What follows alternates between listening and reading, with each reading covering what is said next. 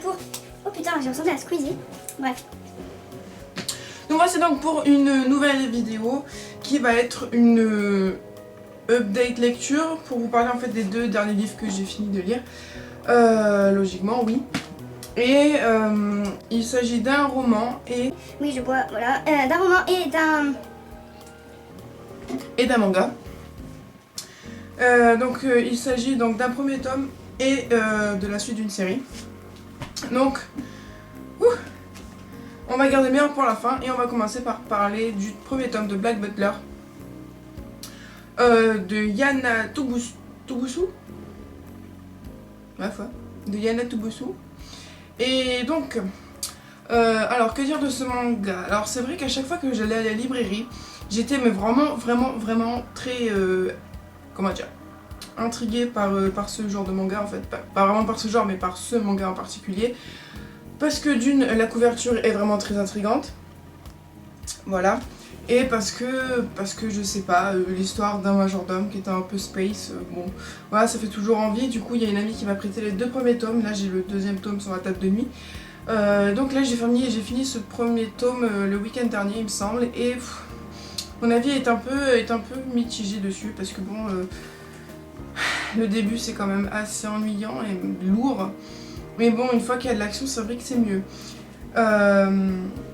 Voilà, c'est un peu ce que je reproche. C'est que le début est mou et que la fin est vraiment dynamique. Du coup, c'est pas vraiment équilibré quoi. Il faudrait qu'à la rigueur qu'il y ait un peu de mou, un peu de dynamique, un peu de mou, un peu de dynamique, plutôt que commencer super mou, tu te fais chier et t'attends plus que la fin pour t'éclater. Et c'est pas vraiment la meilleure chose à faire. Bah après, c'est mon avis perso, hein.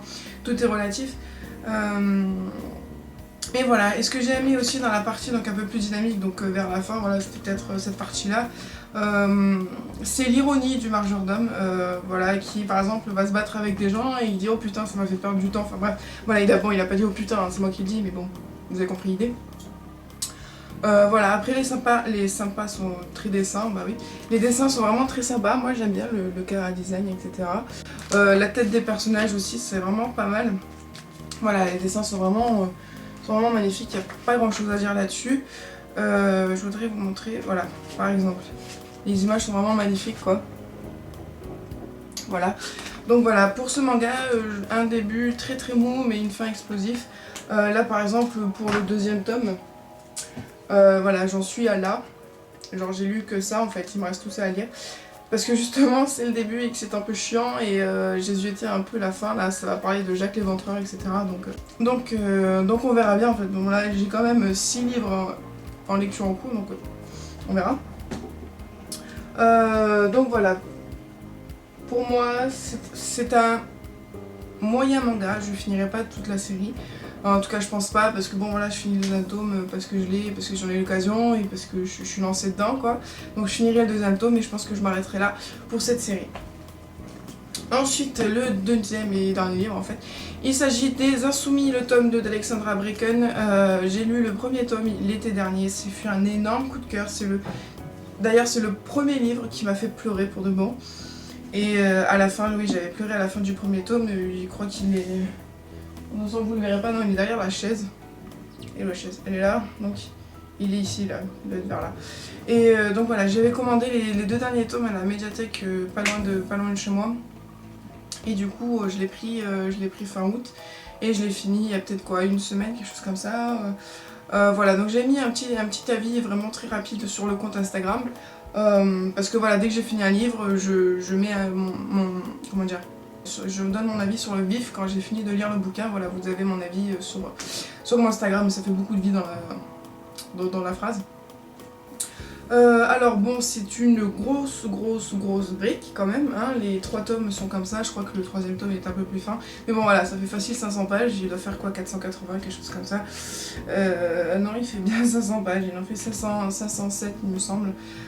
Donc voilà, donc pour cette histoire, moi j'ai vraiment kiffé cette histoire. Bon, c'est un peu de l'histoire que tout le monde connaît. Si je vous dis la dystopie, des enfants qui ont des pouvoirs et qui essayent d'échapper à plusieurs clans qui les veulent dans les leurs, etc. Bon voilà, c'est un peu des ados avec des pouvoirs qui s'enfuient, qui cherchent à survivre, etc.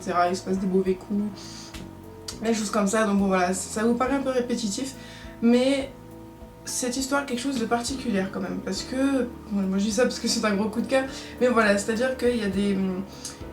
Les enfants qui ont des pouvoirs sont classés par couleur. Il y a les rouges, c'est le feu, il y a l'orange, c'est la télépathie, il y a le jaune, je sais plus ce que c'est, le vert, le bleu.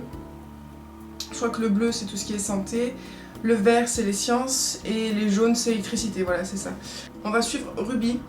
Donc voilà, après je veux pas dire beaucoup de choses sur ce deuxième tome parce que bon il faut lire le premier, mais pour ce qui est du deuxième tome il y a beaucoup de dynamique, il y a beaucoup de nouveaux événements, pas vraiment, si il y a de nouveaux personnages qui parfois nous mettent les boules parce qu'on veut juste leur mettre une patate dans la tête.